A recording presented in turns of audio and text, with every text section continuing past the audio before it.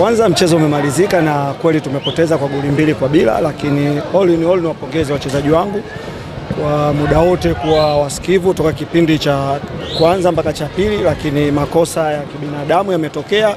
Tumesababisha goli la kwanza la set pieces na maanisha penalty, lakini tumesababisha blocking Victor pass pale amenyang'anywa kijana wangu na baadaye limezaa goli. Kwa hiyo ni makosa ya kibinadamu, lakini vijana walicheza kwa maelekezo, ndio maana naamini tumecheza vizuri mwanzo mpaka mwisho, lakini tumefungwa.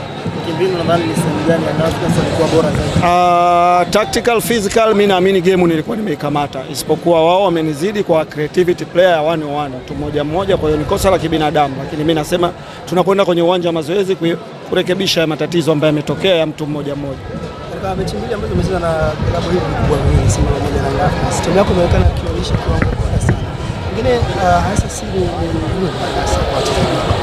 ni siri ni kwanza niwashukuru viongozi wangu kwa jinsi wanavyonipa support, lakini la pili wachezaji wangu kwa kunisikiliza, la tatu mashabiki jinsi wanavyokuja sehemu kama hizi, lakini bado wanatusupport pamoja na tumepoteza mechi mbili kwa wakati. Kwa hiyo niseme hii sio ya kwangu mimi mwenyewe, unachokiona uwanjani ni triangle ya watu ambayo wako nyuma yangu. Kwa hiyo mimi niseme tumepoteza mchezo wa leo, wasivunjike, ni matokeo ya mpira, ni waombe tu tuendelee kushikamana na mwisho wa siku tutafanya vizuri zaidi ya leo na zaidi ya jana.